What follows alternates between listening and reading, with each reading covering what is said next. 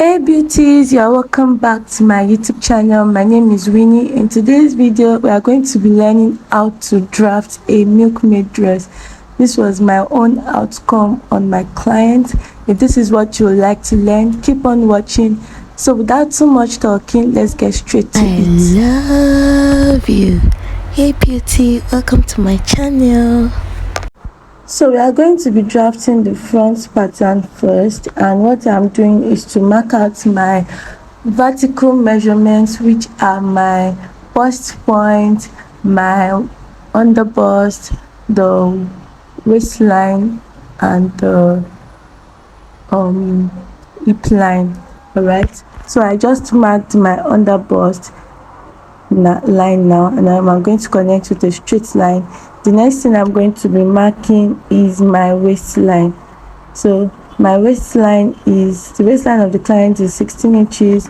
I'm adding half inch to that. Remember that I always add half inch to my bust point, my under bust, and my waistline, because I always like all my allowances to be on paper.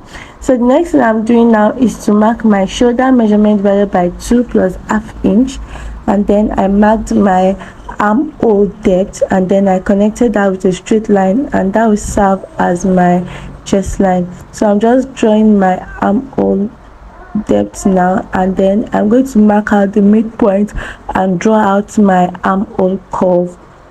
So the next thing I'm going to be doing is to mark out my neck width. The neck width I'm working with is 3 inches, and then I marked out my shoulder slope and I connected that with a slant line. So the next thing I'm doing now is to mark my nipple to nipple divided by 2. The nipple to nipple of this client is 7 inches, divided by 2 is 3.5. I marked out 4 inches because I added my allowance to that, and then on the waistline I took out half inch on both sides and I connected that up to my bust point, as you can see. So on my under bust line I went up by 1 inch on that side, as you saw me do, and then I'm going to connect it with a curve like so. I'm going to connect it. It's going to be sitting on my under bust, just as you can see. I couldn't use my ruler, so I used my free hand. Then I'll measure what I have at that point. Whatever I have, I'll go to my bust point and mark exactly what I had there on that line, and then I am going to connect it also to my under bust, also like that. All right, and then I'm going to extend that to the armhole side. All right, so that is basically how I'm going to do it. So now the next thing I'm going to be doing is to mark out my horizontal measurement, my bust divided by 4 plus the allowance that I want to add, and then at the waistline I am also going to mark out my waist divided by 4 plus the allowance. So you are going to mark out what you have on the first line, you jump it and continue from the second dart leg. All right, and then you add your allowance. So I added 2 inches allowance to that, and then I'm connecting that with a slant. So the next thing I'm going to do is to mark out my curve at that upper part. So I'm just going to connect it with a curve from that point up back to the chest line. It was not high enough, so I took my pattern master and I sat it very well so that it can be high. So I connected from that point to the chest line on the center front. All right, so once that is done, the next thing I'm going to be doing is to mark where my gathers is going to sit. The gathers did not start on the waistline, it started around the hip line. So I marked out 4 inches downwards from my waistline, and that gave me the hip line.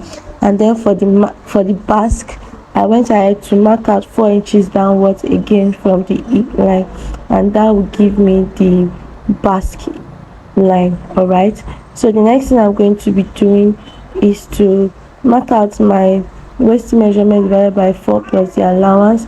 So I just added extra 1 inch to that because that place can be a bit wider than the original waist, but I later decided to just keep it as a normal waistline. I just extended the line and then I connected that to the basque like so with a slant line. So the next thing we are going to do is to work on the neckline. It has a queen and neckline, so I just extended my dart leg, and then I'm going to be connecting from that dart leg to my neck width, like so. And that is basically it. We are done with the pattern drafting of the front. That is just it. There is no two way to it. It is very easy to make. So I'm going to be cutting it out now. Please pay attention to how I am cutting mine, so you do not make mistake when you cut yours. You don't want to make any mistake. So I've cut everything out now. I'm cutting out the yoke, the cup area, and then that's the yoke, so that's the cup area. And then this part, I don't want it to be separate. I want it to be just one piece. So I connected it like that. I connected my dart leg to the back line, and then I am going to be closing it up because this was a single piece. So I'm going to be closing it up with my masking tape right now, so that it can give me just one piece. All right, and that is basically it. So let's go to the back. The back is just a very simple, the normal way that we cut our back is just going to be having a yoke also. All right, so I just marked out my chest line, I marked out my waist, and then I marked out my hip line. If you are new to my channel, you are welcome to the channel of beautiful people. On here we do everything DIY, from head pieces to pattern drafting to style making and style inspirations and bits and pieces of what is happening in the fashion world. All right, so if this is what you like, definitely you need to join this family and subscribe right now before you go. All right, what I just did now is that I marked out my zip line, my zip allowance, and from there, that's where I'm going to be marking all my measurements. So I marked my shoulder measurement divided by 2 plus half inch. I marked my armhole depth, and then I connected that.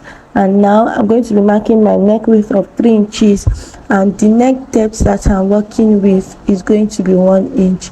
I marked out my shoulder slope also, and then the neck depth I'm going to be working with is going to be 1 inch. This paper is not wide enough, so when I'm cutting on my fabric, I'm going to add all the allowances necessary. So I wanted to measure out my bust divided by 4 plus allowance. As you can see, it's not enough, so I'm going to take note of that when I'm cutting on my main fabric. All right, so that is just the waist plus the allowance, and then I'm going to cut it out. So as you can see, the yoke is just a straight something, and the back is just as easy as you've seen it. So that is basically it.